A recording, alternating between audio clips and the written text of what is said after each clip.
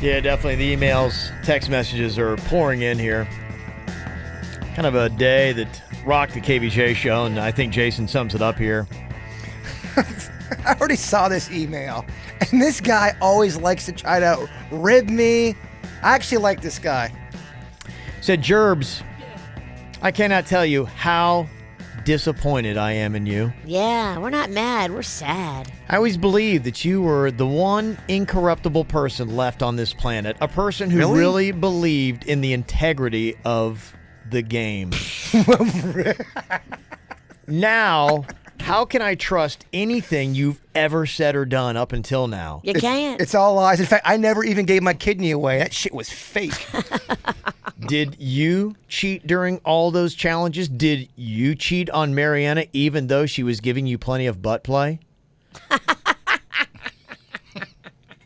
Talk about who what a fuckface wrote this in with the fake news. Easy. Don't be so critical. Oh, sorry, you're right. My bad. As my former idol, one Jason Jaybird Pennington, always says, once a cheater, always a cheater. I never said that. I've never said that. You did say that. I'm against cheating, and I'm talking about in relationships with real life problems, not fucking bullshit Monopoly games.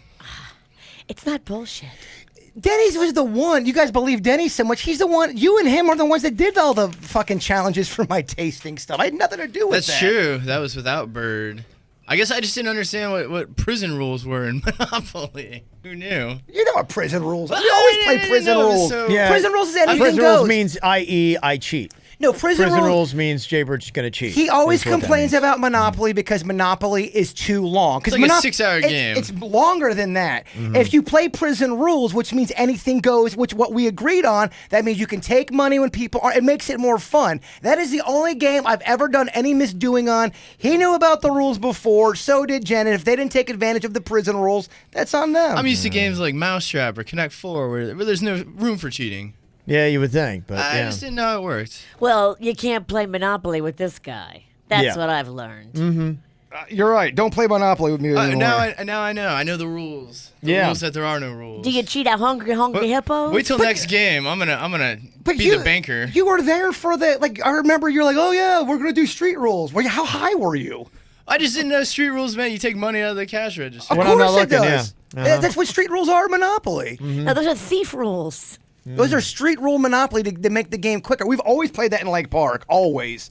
But Ralston wants to make you believe that there's this long track record of me rigging and cheating all these games, and it's just the one Monopoly situation on the street rules. Good try, Ralston.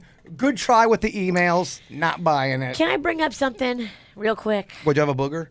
No. Oh. Do I have a booger? Remember the lasagna challenge? I don't know if you do, Kev, but I certainly do. Tell me about it, Virginia. So, it was back maybe, I don't know. Oh, I've already been crucified for this 7 years ago. Yeah. We had this challenge. I insisted I could make a better lasagna than the Italian guy on the show, and Yeah. he was having none of it. So Yeah. he challenged me to a lasagna bake-off, and I'm like, bring it, bitch. Yeah. So we both prepared a lasagna the evening before and then brought it into the show on a Friday. Yeah. We presented our lasagnas to Kevin, to the interns, to, I don't remember who the producer, I think it was Heather. Everybody tried them and everybody voted for Jaybird's lasagna. Yeah, I mean, honestly though, if you want to get down to the brass tacks on Yeah. that one, guess who put me up to that? Ralston. He thought it was hilarious the fact that I was going to beat you with a microwavable food. Talk to your boy Ralston. Nothing about it. I can't remember it. Because he has got short-term memory. Ralston thought it'd be hilarious to have me do a microwavable lasagna and then me beat you because we had food critics in there. And so the puppet master again reigned supreme. Is that true, Kevin? I don't remember it at all. He I don't know what he's doesn't talking about. remember it because it's I don't true. remember the bit. You don't even remember the Virginia, lasagna? I don't remember I'm the telling lasagna. you, this is Ralston. Doesn't Just, sound like anything I do. I Oh, yeah. remember it like it was yesterday. I was so sad. It was because like- I put so much love get it, yeah. into that lasagna. I know, was you take it seriously. It was just like a prank you guys do on me where you act like I win the lottery and then you guys put that on YouTube where I'm like, shit, we won the fucking lottery. And then you guys laugh in my face. It was a prank just like that. No, because you didn't tell me that you had put fake lasagna that you had not prepared until like months later. You're right. We got all drunk. Yeah, that wouldn't have been my thing. It was your thing. It was definitely your thing. We got all drunk on St. Patty's Day. Yeah. And we were walking down Clematis, and he's like, I gotta tell you something. I'm like, what, Jaybird? He's like, that lasagna from the Lasagna Bake-Off, I got it from Publix. The only reason why I said something to you is because I did not in a million years think you were actually going to take that game or that challenge seriously. And then you were like, oh, she's really upset. I'll just tell her. When have I never? right. When You're did I right. not take a cooking challenge You're right. seriously? I'm a horrible person and I lie all the time. All right. What's the next email? It says, go fuck Jason. You're not horrible. You don't lie all the time, but you do cheat. It is interesting, though, the people that do defend Jaybird somehow with even the cheating allegations. Nicole tweeted in, she said, you know, it's just sad the jealousy they have against you, Jaybird. Can't they just love instead of hate on the bird? Which is just, you know, it's amazing. That's a great email. So it's... Someone was calling you a rat. You're like, Jaybird tells you something, Ralston rats you out. People don't like to be associated with rats. Yeah. Blowing this up into something, trying to break me and Sweet Denny's up. Look. And it wasn't even a real Yeah, cheating somebody thing. said from Riggy Ralston to Ratty Ralston, nobody likes a rat. He will not divide us. Let's not get divided, guys. No. No, it's just good to have on the record. You know, I just think It it's is. for all people to understand what's really going on here. When I was painted Dude, with you're talking about a fucking false Monopoly brush. game from Yeah. 3 years ago when Cheech over here doesn't even remember the rules before we started. Cheech. This is typical Ralston bullshit. I think he's more Chong. Yeah, Okay, more of a whatever. Sean Cheech, guy. Cheech Yeah. wasn't the big pot guy. I wasn't really into it. Chong Yeah. was really your boy. He's kind of my idol. I look up to him. I don't know what this is. Fernando sent this. That I wrote in last week. Said you were being listed as a registered Republican, Jaybird. You ought to see the attached. The internet determined that that was a lie. He did send in this. I don't know. This comes from flvoters.com. Yeah, no, I told you what happened back in high school. You Like, got- yeah, I didn't even realize what I was registered for. Oh, okay. Yeah, but You it's don't, up have, there. you don't have to.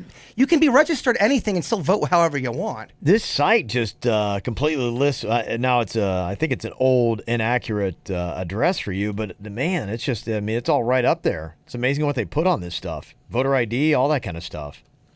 You'd think if somebody could get information on somebody in the wrong hands, what they could do with that kind of stuff. It's amazing what you can find on the internet. Oh, you can find out a lot of stuff like that. You can find out people's who they voted for, when, why, all that shit. Talking about other scandal here, Christy emailed and said, so it's Sunday and I'm just putzing around in the beautiful weather that we're having today in North Carolina, and I am home alone listening to your podcast, and I decided to clean up some deer skulls I had sitting from this year's hunt. Deer geez. skulls. Damn.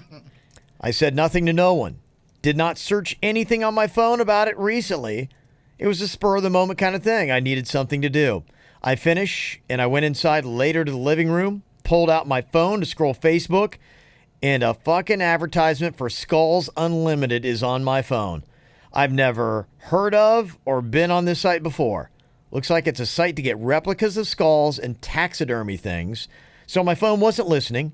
Could it be seeing and recognizing certain things in view? Holy shit, What? I'm mega wigged out. That is creepy. They're always listening. Not even that. They're now watching, apparently. Always. That is creepy AF.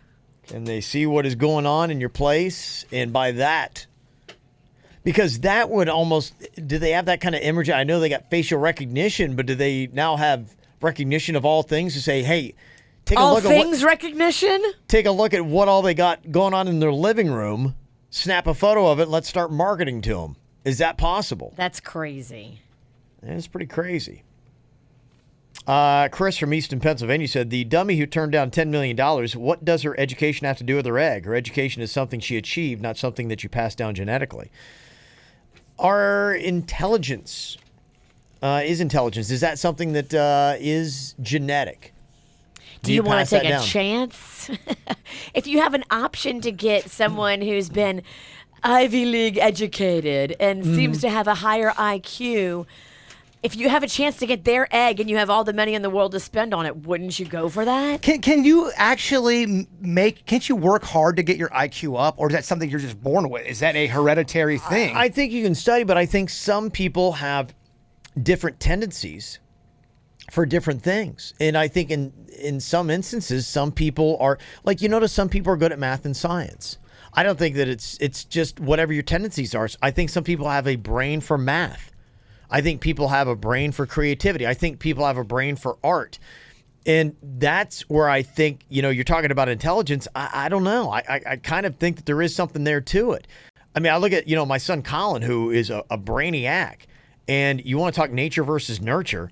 He didn't get his intelligence from my wife or I. It's not like we're any kind of like amazing scholars. And he has a twin sister who came from the same womb who struggled academically. Absolutely. But what if Caitlin was to work as hard in academics as Colin does? Would she be a lot better? Would she be more on even scale with him? I don't mean this disparaging to her. No, she would not. He has an ability, and he's just bright. Well, he was amazing because I would talk to him. I remember one day I was talking to him on the bus, or I talked to him after an exam, and I'm like, hey, I know you had an exam, because it was one of those days when at the end of his high school he would sleep on the couch, and I'd, a lot of times he'd be up watching TV, and he'd be like, he's like, I got an exam tomorrow. I'm like, you study? He's like, no.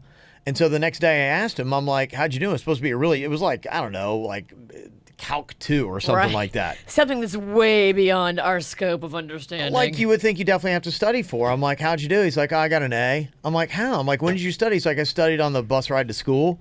And I'm like, and it was a 30-minute bus ride. So you think that was just something he's born with? Yeah. I mean, he had an ability to do all that kind of stuff. And he actually, he studies now a lot in college because it's a very difficult place for what he's doing, chemical engineering. But when he was in high school, he was right up there. I mean, I told you he only missed one question on his SAT. Wow. That happens? Yeah, one question. Well, no, there are people who had perfect scores in his school. There was a couple. But dang, can you imagine? You see it all the time too, like little kids that are 4 or 5 years old that are unbelievable prodigies, at the piano, right? And you're like, how does that even happen? Right. There's got to be something built in there. Yeah, I agree. I think nature versus nurture. I think that it only take you so far on both ends. I think that you could really try to work with somebody and they could have limited cognitive abilities, and you can get them to a certain level where you might be able to nurture. I think the best thing to do with anybody is to try to find their natural God-given abilities. What they gravitate. Yeah, where do they gravitate towards, what they have tendencies for, and then develop that. Because, if somebody would have really worked with me at science, like we would have really struggled. Like it would have been tough. I wouldn't have been plugged in. It would have been hard for me to do. I just don't have a brain for math and science. And so I think that's the better way to handle it. But, when you're talking about this person at $10 million, I think there might be something to it, because I've even read some studies about people that just are self-motivated, people that are go-getters. And they're even trying to track that back, and they're noticing hormones, that lazy people sometimes lack certain hormones, or their, things in their brain are, in a sense, wiring them to be a little bit more lazy than somebody that just has that ka-cha, go get it, kind of like mentality. Huh. So, yeah, I think there's something to it the more they look into that. So I get it. If you want to pay that kind of money, you're hoping that you're still playing the genetic roulette, that you want to play the odds in your favor. Yeah, if you've got 10 mil, right? Money's not an object, so why not have the best possible shot at success? Right, exactly. So you're maybe saying, hopefully they've got some kind of cognitive ability, and with the education we'll give them, obviously you got 10 million, you got a ton for a great education. But you never know. I've seen two brilliant people that have a dud of a kid. That's the amazing thing about having kids, is you never know. You never know what you're going to get. You look at what happened, out of my twins, same womb, and they both have different skill sets. Both wonderful people, love them to death. They just have completely different. One was an athlete, one was an academic, One is very social. Yeah. Loves friends, loves parties, loves that whole social scene. Mm-hmm. I think Colin could kind of take it or leave it. He could take it or leave it. Like, he has friends and all that kind of stuff. He's never wanted for friends. I've been impressed with how many he does have. But he keeps a small circle, and I think it's by choice. He's just like, it's not important to him. Right. My daughter, still even. Like, the most paralyzing thing, she had, we did a birthday brunch with her on Sunday, and then she had a birthday dinner with all her friends, and she had to have 20 people there. And, that was important to her. She was, keeping a tally. I have 20 friends. My son Colin, I think, spent his birthday alone by himself studying. And it was that's the difference. It wasn't important to him. That's crazy. He doesn't care. He didn't feel the need to have to Same validate himself. womb. Yeah. That's what's so crazy. Somebody sent an email. Dominic said, hey, I think the dream job thing you said are overrated. I was listening to the podcast when that woman contacted you about quitting her job to move to the Keys and work her dream job. Y'all told her that was the best idea and people need to be happy with their jobs to have a fulfilling life. Although it sounds like it worked out for that woman, I can attest that it does not happen that way for everybody. About 5 years ago, I was at a job I absolutely hated. I dreaded going to work every day, and I decided it'd be better to work at a job I enjoyed and make less money than work at a job I hated and make decent money. So I quit my awful job, and I went into a field that I loved. Unfortunately, when I got my dream job, I also received a 50% pay cut. But who cares? I was doing what I love, and that would make me happy and fulfilled, right? It was the worst decision I could have made. Making way less money meant that I had to give up my nice apartment and move into a crappy 2-bedroom apartment that I shared with a roommate and his girlfriend. I had to get a second job just to make my rent and bills. My social life went down the toilet because I had no money to do things with my friends, like go to the movies, go to restaurants, or go out for drinks. Then that's not your dream job then. If it's going to cause you all that, it's not that you're in the wrong job. Sure, I love my job, but the rest of my life sucked. I had to ask myself, would I rather be happy for 8 hours of the day and miserable the rest of the time, or just be miserable for 8 hours of the day at a job I hated? Luckily, my old job, the one I hated, took me back the next year, and now I use the time I'm not at work to find my fulfillment.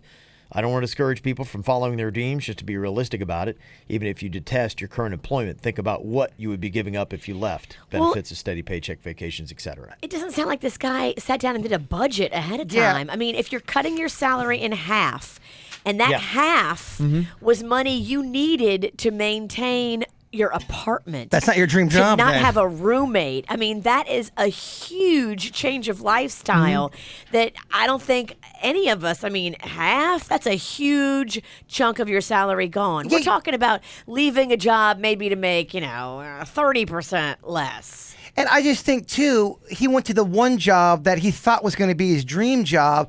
But my statement would be is you still, just because you leave one job and go to another doesn't mean it's going to automatically be the best thing for you. You got to work and keep going towards your dream. And I think that's when you are passionate and staying there. It may not happen overnight, but you're going to at least be aligned with something you love to do and with the potential of getting paid more In her money. particular story, there was more to it. Because with one job, she's not in Key West. With the other job, she is.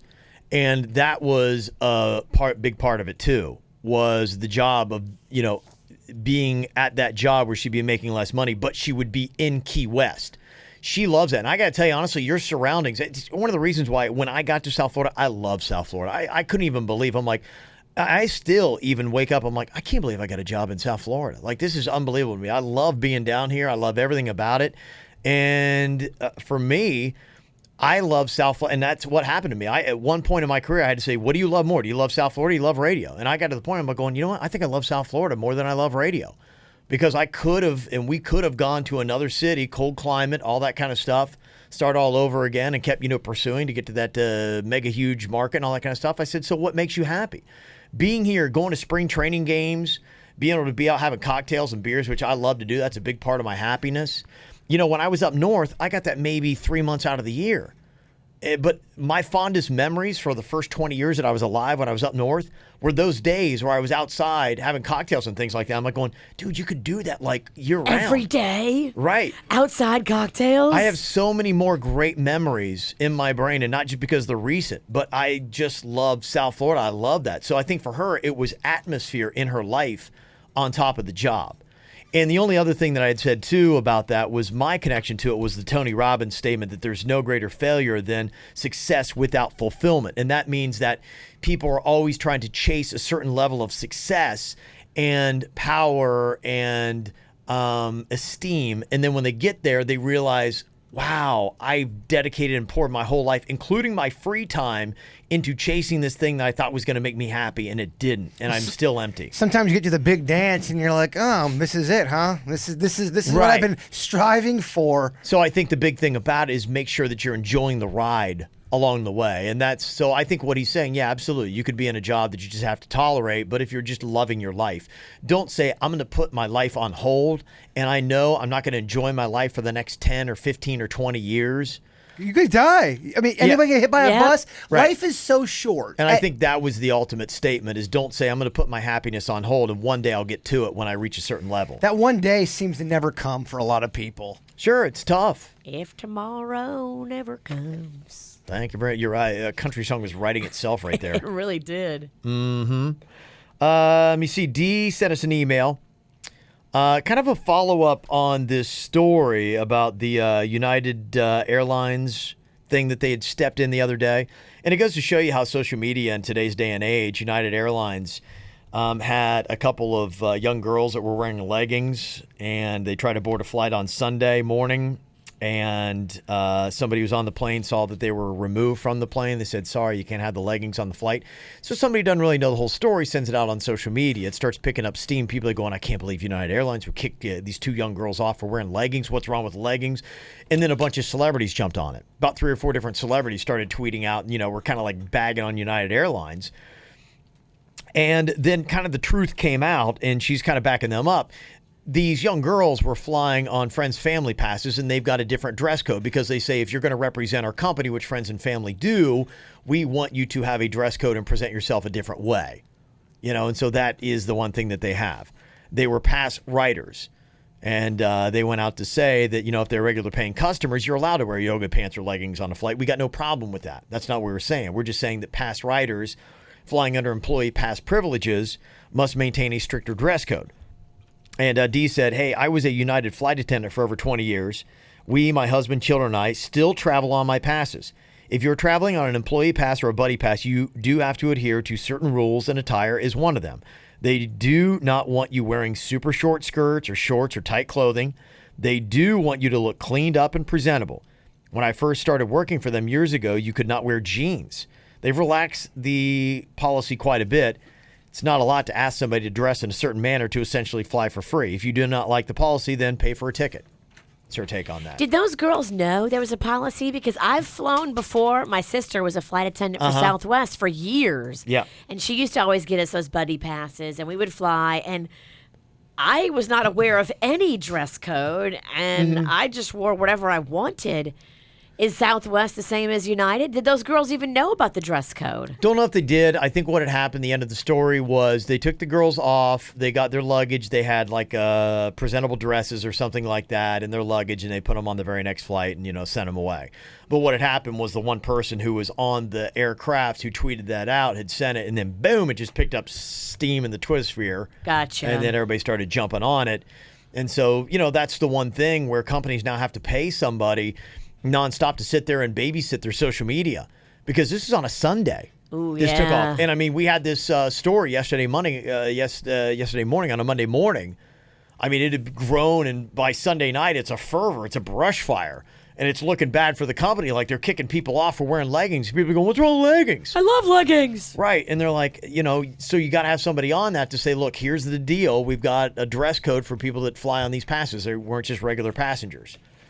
They got to stand by their thing. I think having a dress code on an airplane is kind of irrelevant these days. Yeah, and they might want to revisit their policy. They might. Because, it's leggings. The girl wasn't trying to get on not covering her butt or something. She Right. wasn't wearing Daisy Dukes with half her ass hanging out. They probably got meetings today where they're saying, okay, what can we do? And Leggings, really? They're probably talking about the good or bad and saying, okay, maybe they just grandfather leggings in. Because they probably don't want Hoochie Mama getting on there on the, friend and family pass and then causing an issue. So they may say, let's stop short of that, but maybe leggings get on there. Let me see here. Bits to come back. We asked you. Jason sent an email, said, hey, I absolutely love KVJ. Thank you guys as extended family. Your show brings joy to my life, and thank you all for what you do. Yesterday on the podcast, you were talking about bits to bring back, and my favorite bit that I laugh every time would be the treadmill trivia. It's hysterical, and I'd love to see it again. Bigfoot is real, and you guys rock. Yeah, we just have a tough time getting a treadmill here. We've had a couple of things we want to do with the treadmill, but Yeah. it's trying to us getting it, and if we could get someone to drop it off here at the station, that would be amazing. Well, the issue that we have, because I do a busybody, and they have their own gym equipment, and they brought one in last time, and they're happy to do so. but they don't have the small little dinky ass treadmills. They have good ones. They have the like 10 that are big. Yeah, they have the big high tech gym treadmills. And the last time we brought one in here, they brought in the oldest one they have, and it was so massive. It didn't fit. It really didn't fit, and people are trying to like clamor around it now that they shut down the smoking lane. It might be a little bit different, but that was part of the issue was getting somebody here and getting it out quick enough, and it took up so much space that what we really want is one of the rickety little ones that's kind of portable. Those aren't good either, though. The really Yeah. shitty treadmills, what they do is they stop in the middle of the bit. Yeah. And it you can't get an Yeah. accurate. So it's almost like you need like a mid grade one. That's the only thing They with stop that. and they sputter. Yeah, we can do it. It's just a little bit of a setup to do, but yeah, we might bring that back. Oh, we love that bit. We've tried to bring it back. The reason why we just haven't got a treadmill. Well, I can call tomorrow and have one delivered. We can bring it back in Oh, again. I would love that. Yeah.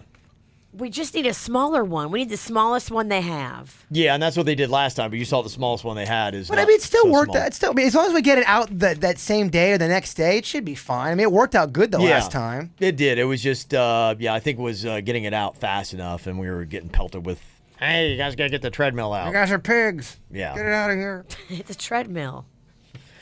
I got this from Taylor. He said, hey, Kev, if you love the beer place that you mentioned on the Friday podcast in Fort Lauderdale, that was a River Market Brewery, check out Beer Trade Co. in Delray. Same concept and great car food.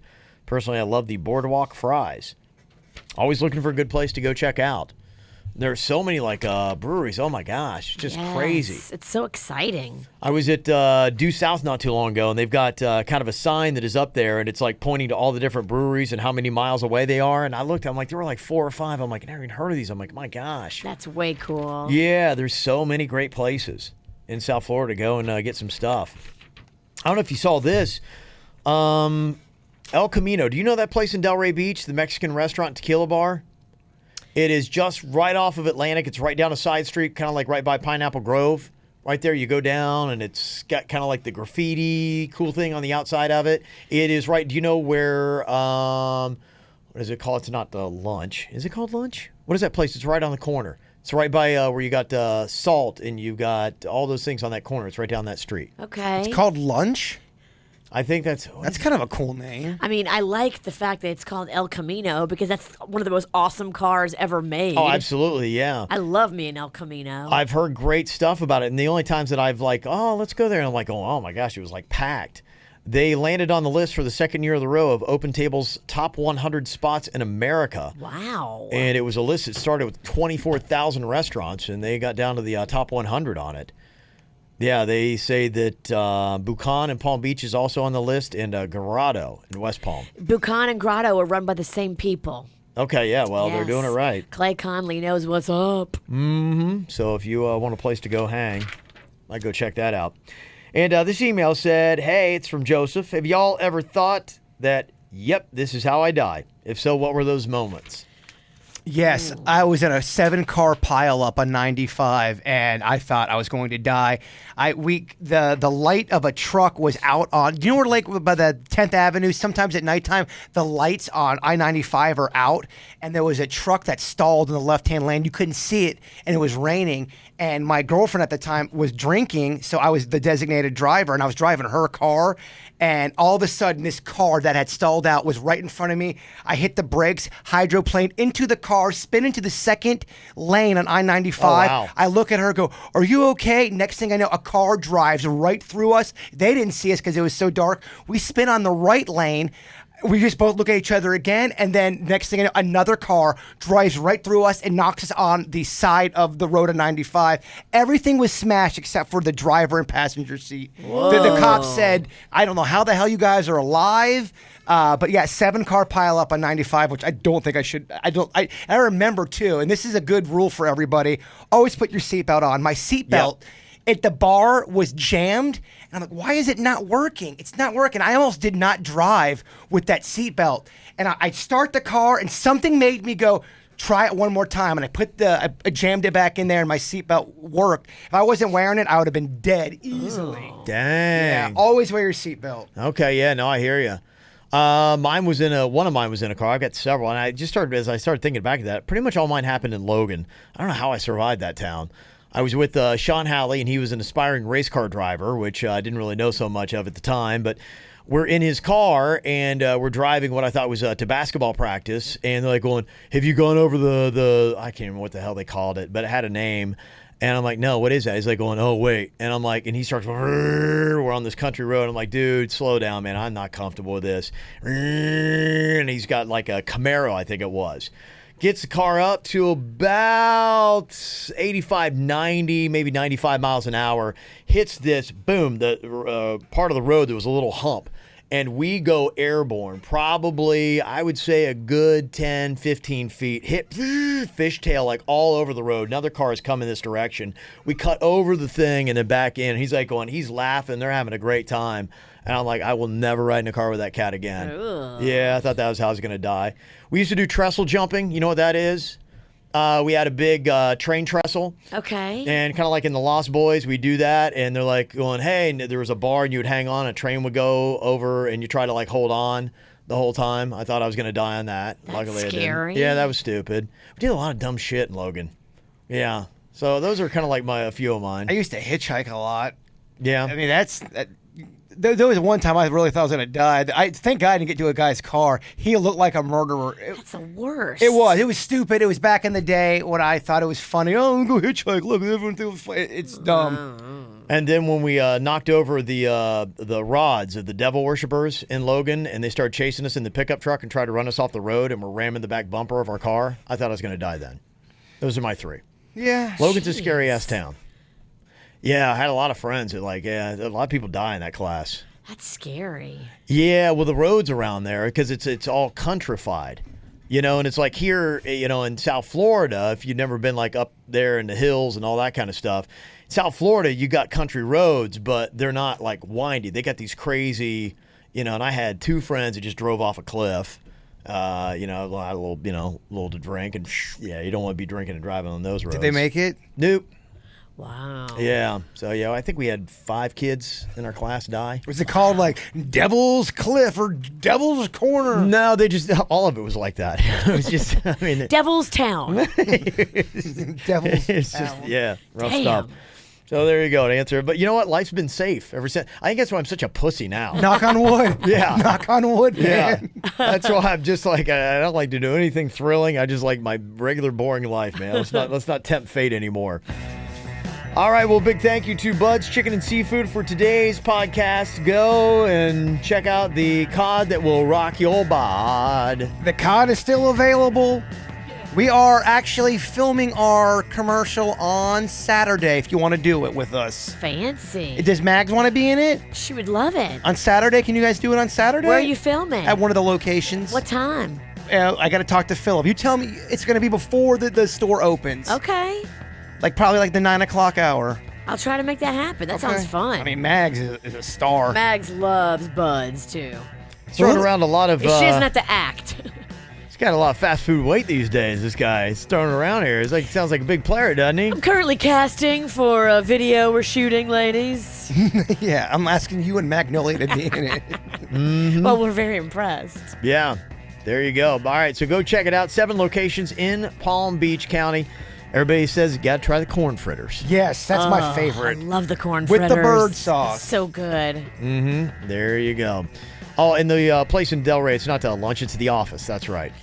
Yeah. The office. Yeah, it's around the corner. It's just right down from there. Okay, so that's on Atlantic. Yeah, the office is right on Atlantic, and the Mexican place I was talking about is just like down that side road right there by Gotcha. Pineapple I want to try this place called Lunch, though. That place sounds awesome. I don't know it exists. Kevin Take just it, open made it up. Yeah, there you go. Something for you to do today. All right, thanks for locking it in. We'll talk to you guys later. Goodbye. Cleveland Clinic Florida provides individualized treatment plans for excellent outcomes of health problems, ranging from the most common to the most complex, even in cases considered untreatable by others. Cleveland Clinic Florida. Every life deserves world-class care.